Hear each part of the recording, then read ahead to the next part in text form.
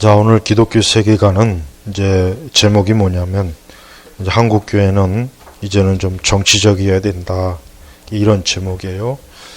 여러분, 교회가, 좀 이번 기회를 통해서 교회가 정치에 대해서 무관심한 게 그게 얼마나 교회에 큰 해를 주는가를 이번에 좀 교회가, 우리나라 교회가 좀 확실하게 좀 깨달았으면 좋겠어요.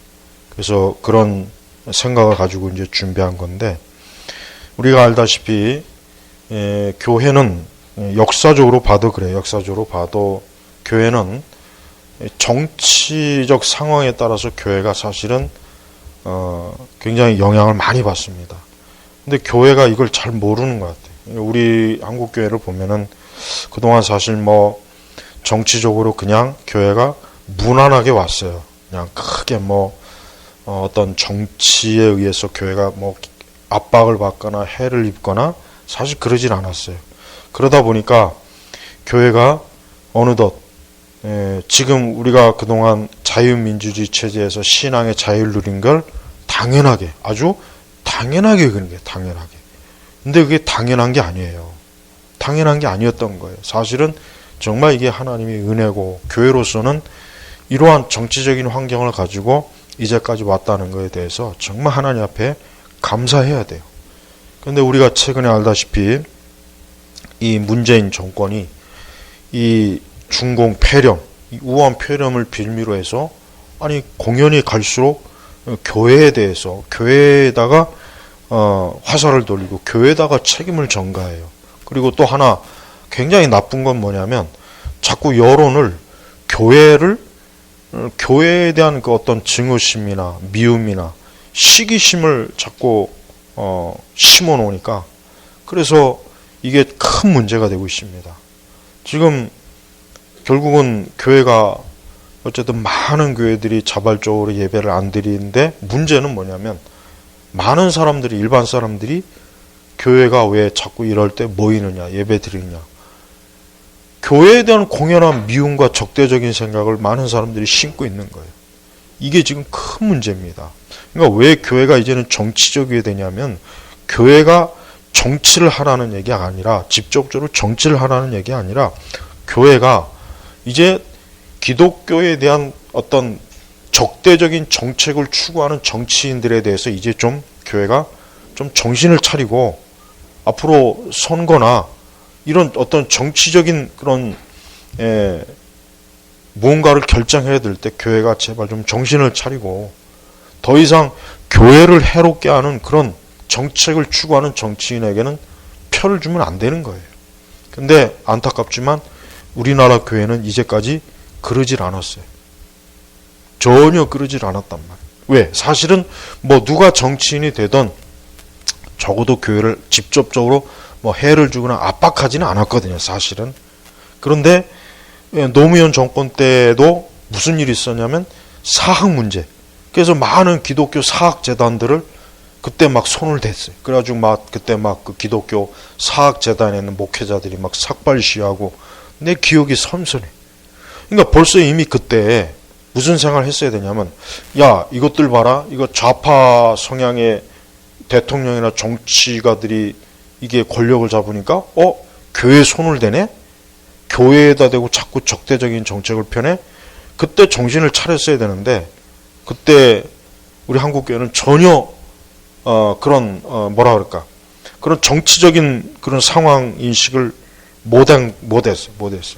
그리고 사실 이미 그때쯤 되면 이미 한국교회가 이 좌파 성향의 그런 신자들이, 목회자들이 교회 내에서 굉장히 많이 지금 서서히 교회에 지금 이제 세력을 떨쳤던, 자리를 잡던 시기였단 말이에요.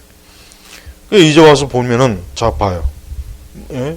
지금 이 정치적인 환경이 교회에 굉장히 불리해요. 해가 된다고요. 그러면 이제 교회는 그냥 경건하게 예배드리고 기도하면 다다, 그렇게 생각했던 걸 지금 고쳐야 돼.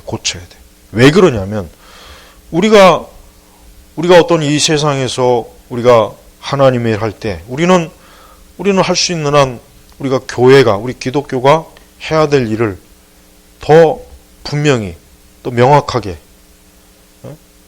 할 수 있는 한 이러한 일에 어려움이 없도록 우리가 나아가야 되는 거예요.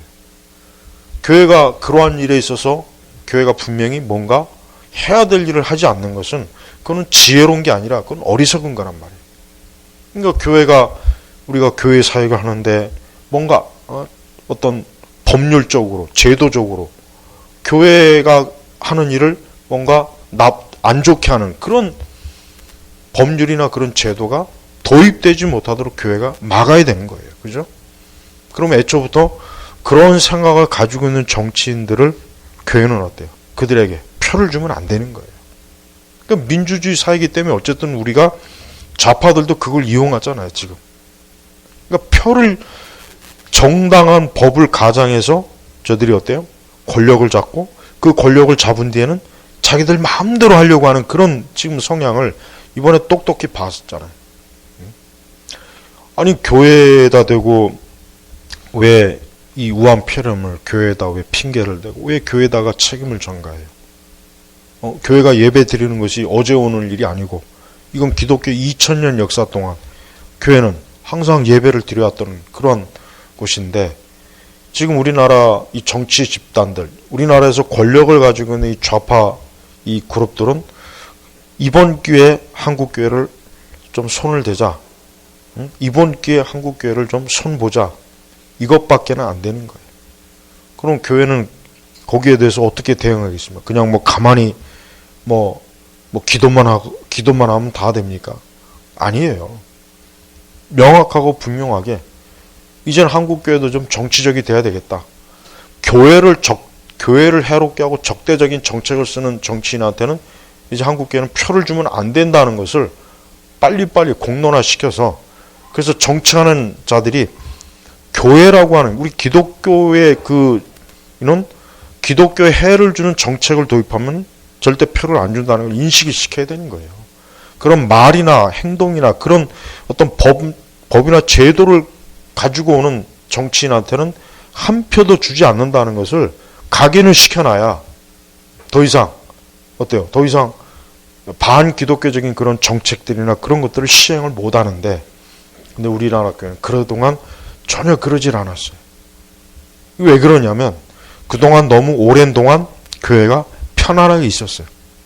아무 어려움이 없었고 교회가 예배드리고 교회가 모이는 데 있어서 정부나 당국에서 이래라 저래라 공문을 띄우고 공무원이 현장에 나오고 그런 일이 한 번도 없었거든요.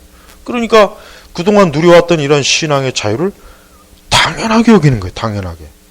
하지만 이러한 신앙의 자유를 과연 당연하게 얻었냐? 아니잖아요. 우리나라 역사를 보면 이게 당연하게 얻은 게 아니죠. 저 북한 봐요. 공산주의 집단이 정권을 잡으니까 70년 가까이 동안 기독교가 자유가 없어요. 극히 소수의 지하교회 교인들만 겨우 그냥 명맥을 유지하면서 있을 뿐 교회를 세울 수 있습니까? 못하잖아요. 아니 뻔히 보면서도 우리는 한국교회는 그동안 이 신앙의 자유를 너무 당연하게 이건 당연한 거라고 여긴 거예요. 당연.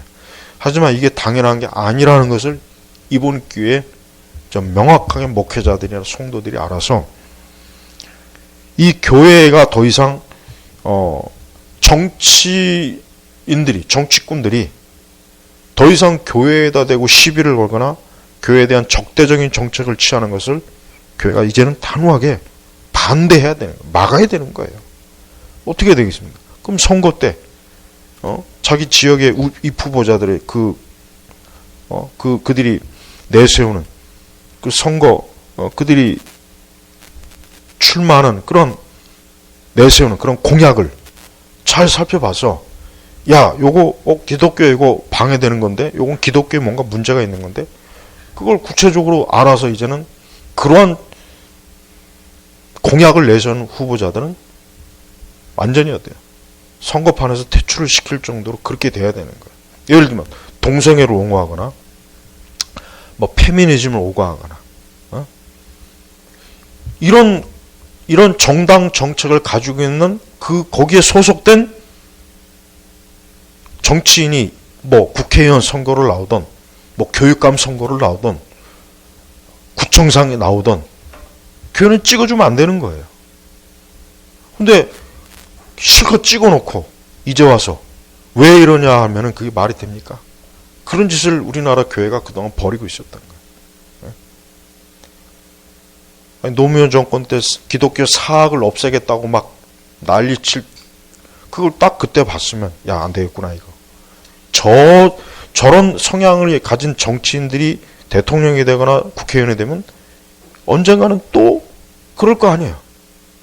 근데 그거를 그런 학습을 통해서 전혀 못 배우고 여전히 저 특정 지역 저쪽은 아직도 저쪽 지역은 내가 참 너무 어이가 없는 게 자기네들이 이렇게 뭐 예배를 뭐 드리던 온라인으로 드리던 오프라인으로 드리던 자기들이 이 어려운 때를 뭐 잘 이겨냅시다.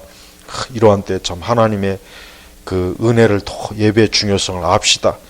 하여튼 정작 교회가 닥친 이거에 대해서는 입도 뻥건 아니에요. 저쪽 7시 지역 저 지역 같은.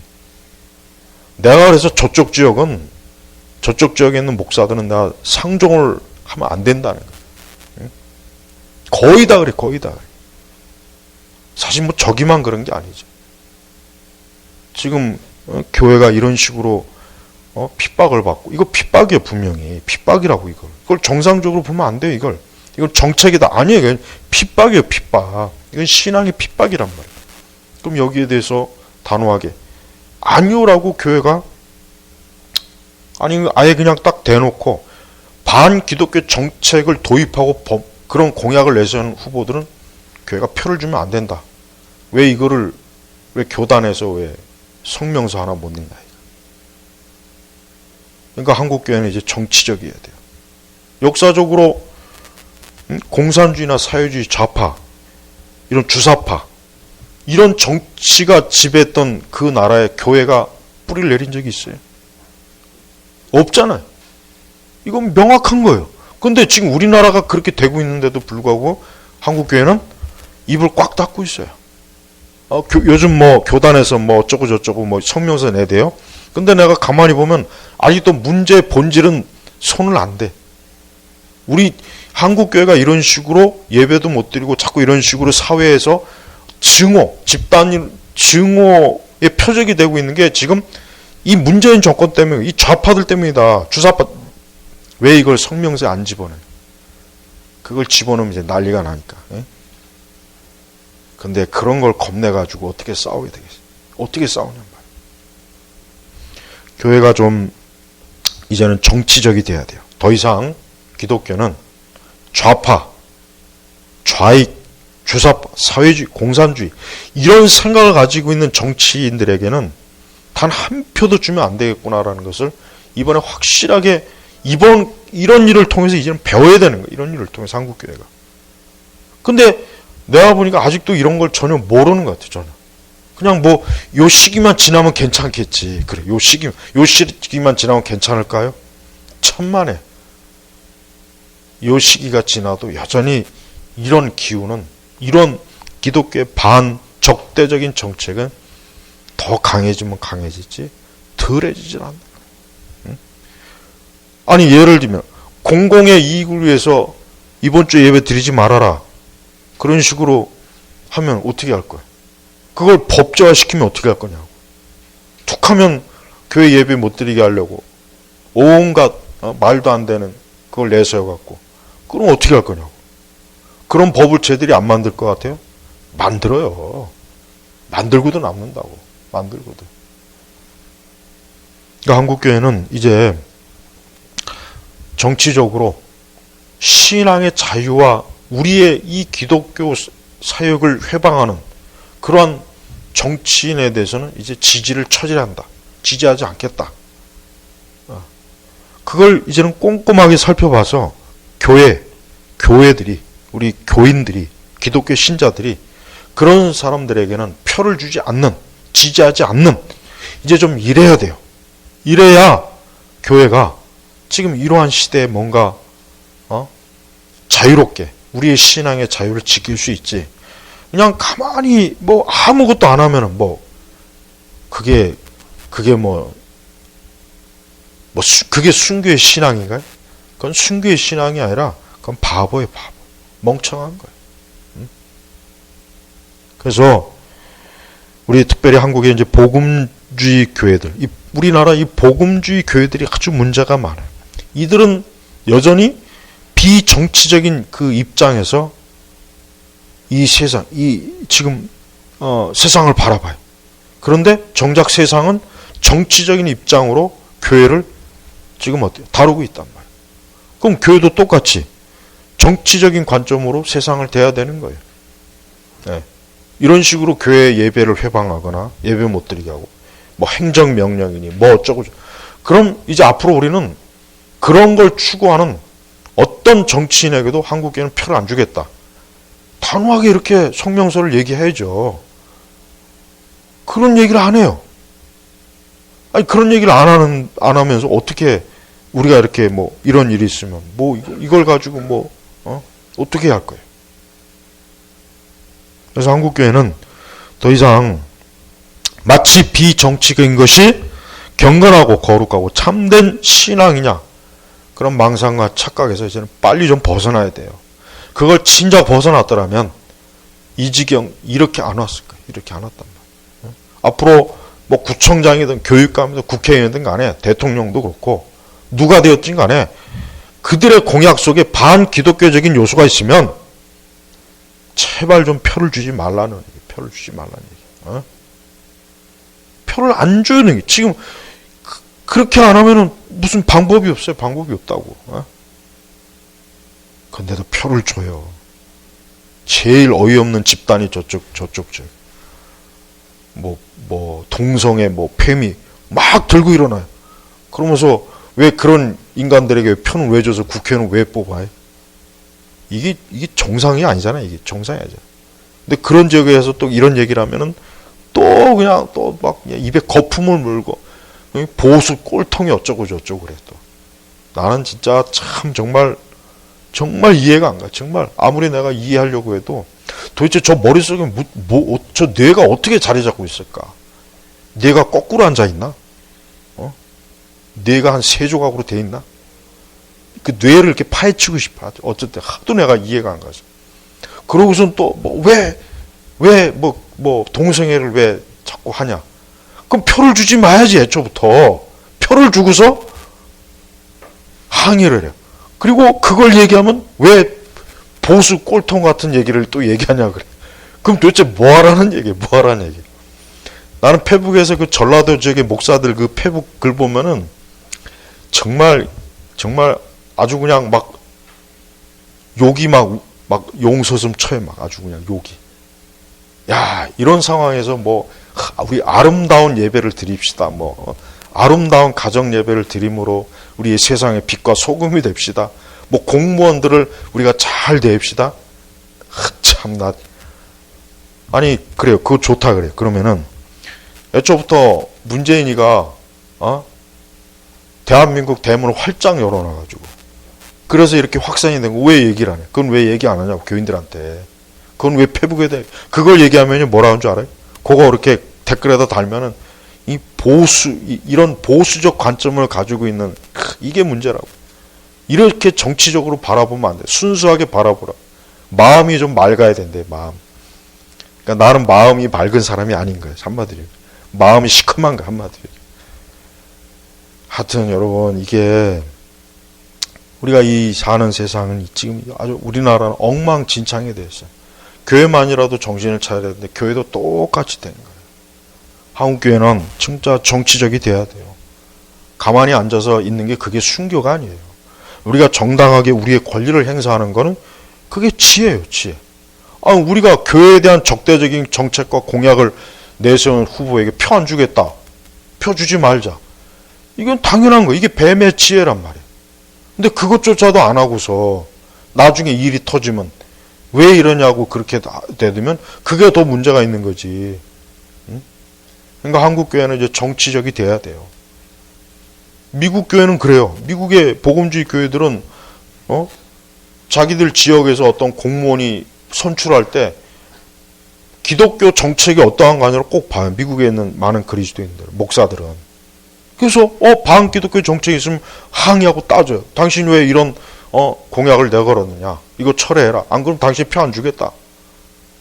그게 민주주의 사회 그게. 근데 왜 우리는 그걸 못하냐 이거. 왜 그거를 아냐. 그렇게 하면 교회에서 정치 얘기하면 안 된다. 하여튼 교회에서 정치 얘기하면 안 된다는 그 인간들은 정말 그건 정말 내가 여기서도 욕을 할까 하다가 지금 말은 거예요. 응? 욕을 하면 안 하려고 최대한 하니까. 그럼 그 사람들이 그럼 대안이 뭐냐 이거. 그럼 당신이 그럼 대안이 뭐냐 이거. 대안도 없어요. 대안이 없다고 또. 대안도 없으면서 뭐 정치 얘기하면 안 된다 그래. 그러니까 그런 인간들은 이 뿌리속 깊이 이게 좌파 성향이 강한 거예요. 굉장히 그 본성 자체가 좌 성향이 강해가지고 뭔가 합리적 이성적 설명이 불가능한 집단들이 그런 인간들, 그런 자들이 목사들이 많고 일반 젊은 층들이 특히 교회 안에서 심해요. 그들의 그 궤변을 이렇게 보다 보면은 이게 내가 볼 때는 인간 같지 않아, 사람 같지 않더라고. 내가 볼 때는 진짜 머릿속에 뭐가 들었는지 진짜 파헤쳐보고 싶을 정도로. 그러면서 뭐 하나님의 사랑이 어쩌고 뭐 로마서가 어쩌고 하여튼 좋은 말은 다 써놔. 근데 정작 기독교를 이렇게 압력 넣고 압박하는 세력에 대해서는 그걸 얘기를 안 해요. 도대체 그걸 얘기를 안 한단 말이야. 누가 얘기해주면 교회에서 정치 얘기하지 말라고 그러고. 왜 이렇게 보수적이냐고 또 그렇게 얘기하고. 우파냐고 또 태극기냐고. 이게 참 이젠 제발 좀 그 정신을 차릴 때가 됐습니다. 더 이상 한국교회가 지금까지 당연하게 누려오던 것을 당연하게 못 누리는 그런 상황이 됐어요. 앞으로 한번 이랬기 때문에 앞으로 이런 일은 반복이 돼. 그럼 그럴 때마다 교회가 거기에 호응해줘야 돼요. 그러면 아예 그냥 교회 문 닫아버리는 게 나아요. 예배당 다 없애버리고 그냥 다 인터넷으로 그냥 온라인 예배 다 돌이켜요.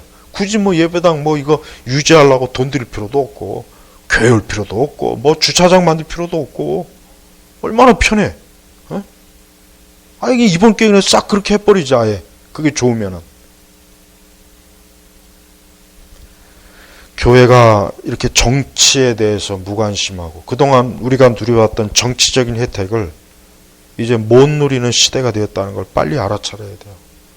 그래서 이번에 4월 총선 때는 제발 우리 그리스도인들은 우리나라 교회는 교회에 대한 적대적인 정책을 이제까지 실현해왔고 했던 그 집단에게는 표를 주지 말라는 말이에요. 적어도 한국교회만큼 표를 주면 안 되는 거예요. 다른 집단들이라 주든 말든 적어도 우리는 교회와 우리의 신앙을 모독하고 우리를 핍박하고 우리를 혐오 집단으로 모른 그 정치 집단들에게는 표를 절대로 주면 안 돼요. 한 표도 주면 안 돼요. 한 표도. 적어도 교회는 그래야 된다는 거예요. 적어도. 그게 그리스도인의 양심을 지키는 거예요. 예? 그게 양심을 지키는 거라고요. 반기독교적이고 반기독교인 정책을 하는데 거기다 표를 주는 거예요. 그게 양심을 팔아먹는 거지. 그게 어떻게 양심적인 거예요. 그게. 하여튼 한국교회는 이제는 좀 정치적이어야 돼요. 정치적이어서 교회에 대해서 조금이라도 적대적인 법 하나 만들고 조항 끌어들이면 무조건 아주 가차없이 단 한 표도 주면 안 되는 거예요. 그래서 그들이 더 이상 권력을 가지고 교회를 좌지우지하지 못하게, 우리 기독교를 핍박 못하게, 우리 교회를 핍박 못하게 그렇게 하는 게 이게 뱀의 지혜라고요. 이런 지혜를 교회가 그동안 가졌다면 얼마나 좋았겠어요. 근데 전혀 그렇지 않았어요. 그러니까 오늘 이 세계관 강의 결국 한국교회를 지금 이렇게 막 뒤흔드는 집단들은 교회 안에 있는 이 좌익과 교회 바깥에 있는 좌익들이 서로 공조해서 우리 한국교회를 지금 안과 밖에서 뒤흔들어 갖고 무너뜨리려고 하는 게 이게 지금 우리나라의 주사파 좌익들의 지금 실제 하는 활동이 혁명 활동이라고. 그러니까 더 이상 여기에 대해서 우리가 그동안 제발 우리나라 교회가 여기에 대해서 그냥 수긍하지 말고 이제는 반발하고 이제는 항의하고 이제는 제발 좀 뭐라고 자꾸 여기에 대해서 해야 그래야 교회가 강해지는 건데 그렇지 않아서 참 제가 답답해요. 요즘 오늘 이 식기독교 세계관을 마칩니다. 교회는 앞으로 분명하고 단호하게 정치적 입장을 드러내야 되고 교회는 적대적인 정치적 세력들과 항상 그들에 의해서 상황이 조정되지 않도록 교회는 단호하게 맞서는 이게 필요합니다. 지금은 이제 그럴 시대가 되었어요. 그럴 시대가 왔단 말이에요. 더 이상 여기서 자꾸 밀리면은 교회는 설 자리가 없어요. 그럼 복음을 못 전해요. 이게 얼마나 심각한 문제인지는 더 잘 알 겁니다. 마치겠습니다. 하나님 아버지 감사합니다. 한국교회가 이 정치에 대해서 너무 무관심하고 이 영역을 완전히 세상에 내준 결과 지금 교회가 엄청나게 이번에 큰 해를 지금 입고 있습니다. 이제라도 우리 한국교회가 우리 신앙의 자유를 지키는 그런 정치적 관점에서 교회가 자기 목소리를 명확하고 분명하게 내는 우리 한국교회가 되게 하시옵소서. 감사하며 예수님의 이름으로 기도 올립니다. 아멘.